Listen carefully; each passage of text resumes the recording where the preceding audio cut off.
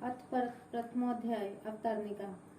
धर्मक्षेत्रे कुरुक्षेत्रे संवेता युयुत्सव मामका पांडवाश्चवे किम कुर्वित संजय। धर्मक्षेत्रे कुरुक्षेत्रे, कुरुक्षेत्र में देवताओं ने यज्ञ किया था। राजा कुरु ने भी यहाँ तपस्या की थी। यज्ञाति धर्ममय कार्य होने से तथा राजा कुरु की तपस्या भूमि होने से इसको धर्म भूमि कुरुक्षेत्र कहा गया है। यहाँ धर्मक्षेत्र और कुरुक्षेत्र पदों में क्षेत्र शब्द देने में धृतराष्ट्र का अभिप्राय है कि अपने कुरुवंशियों की भूमि है। ये केवल लड़ाई की भूमि ही नहीं है, प्रत्युत तीर्थ भूमि भी है, जिसमें प्राणी जीते जी पवित्र कर्म करके अपना कल्याण कर सकते हैं।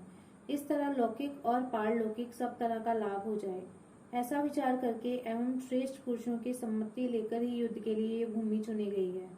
संसार में प्राय 3 बातों को लेकर लड़ाई होती है: भूमि, धन और स्त्री। इन तीनों में भी राजाओं का आपस में लड़ना मुख्यतः जमीन को लेकर होता है।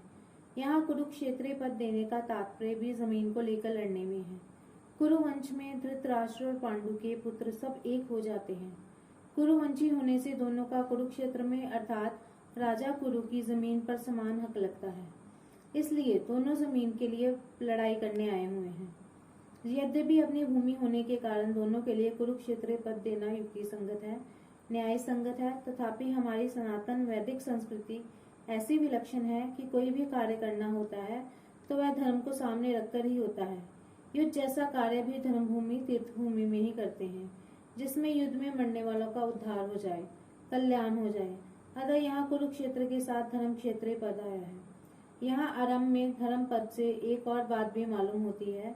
अगर आरंभ के धर्म पद में से धर लिया जाए और 18वें अध्याय के अंतिम श्लोक के मम पद में से म लिया जाए तो धर्म शब्द बन जाता है।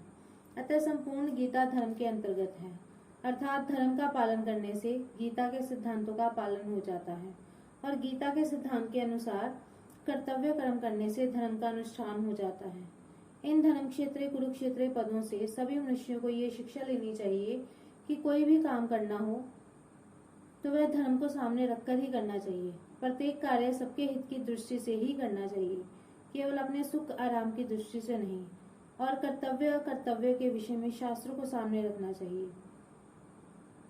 समवेता युयुत्सव।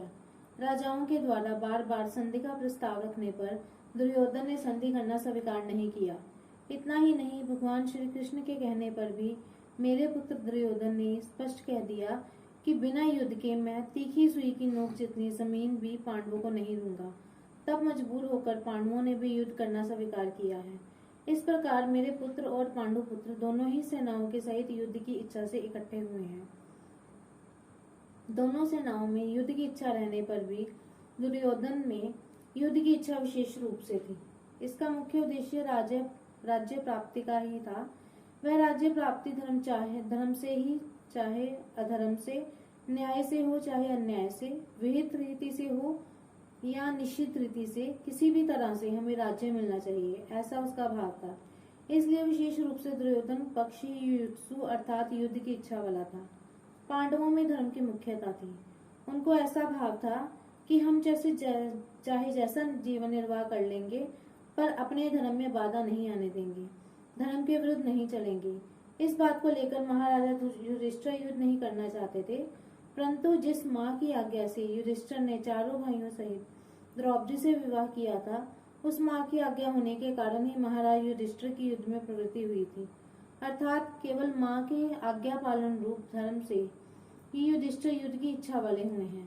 तात्पर्य है कि दुर्योधन आदि तो राज्यों को लेकर ही युद्ध से थे, पर पांडव धर्म को लेकर ही युयुत्सु बने थे।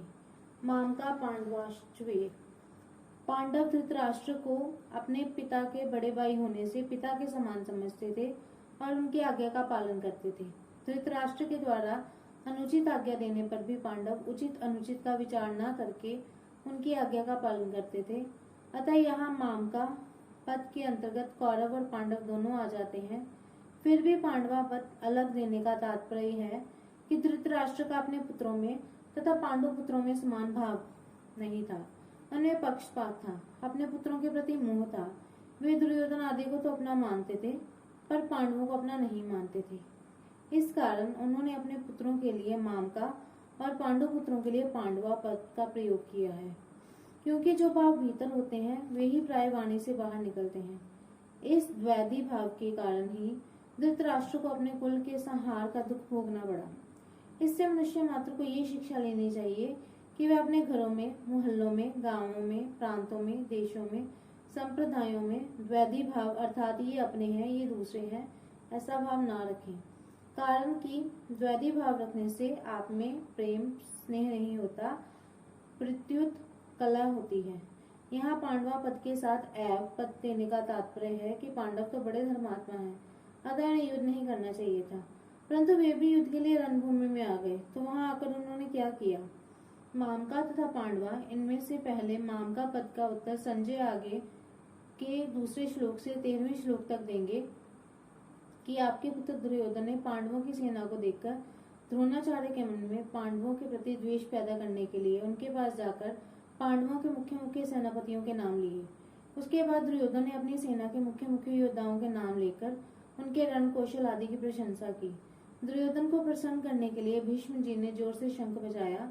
उसको सुनकर कौरव सेना में शंख आदि बाजे उठे।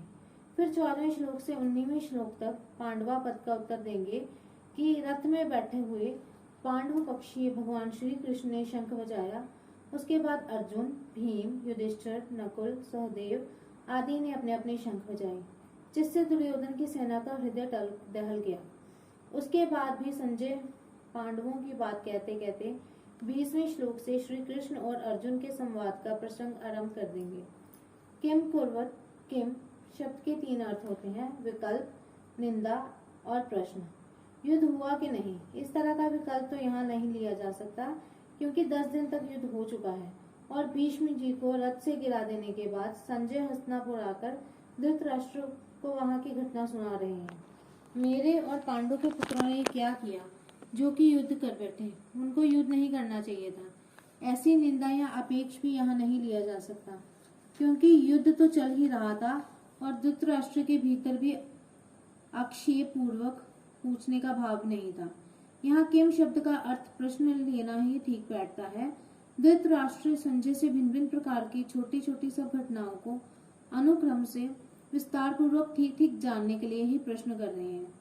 परिशिष्ट भाव, मेरे पुत्र मामका और पांडु के पुत्र पांडवा, इस मतभेद से ही राग द्वेष पैदा हुए, जिससे लड़ाई हुई, हलचल हुई। धृतराष्ट्र के भीतर पैदा हुए राग द्वेष का फल ये हुआ कि 100 के 100 कौरव मारे गए, पर पांडव एक भी नहीं मारा गया। जैसे दही बिलोते हैं तो उसमें हलचल पैदा होती है जिससे मक्खन निकलता है, ऐसे ही मामका और पांडवा के भेद से पैदा हुई हलचल से अर्जुन के मन में कल्याण की अभिलाषा जागृत हुई, जिससे भगवत गीता रूपी मक्खन निकला। तात्पर्य यह है कि धृतराष्ट्र के मन में होने वाली हलचल से लड़ाई पैदा हुई और अर्जुन के मन में होने वाली हलचल से गीता प्रकट हुई।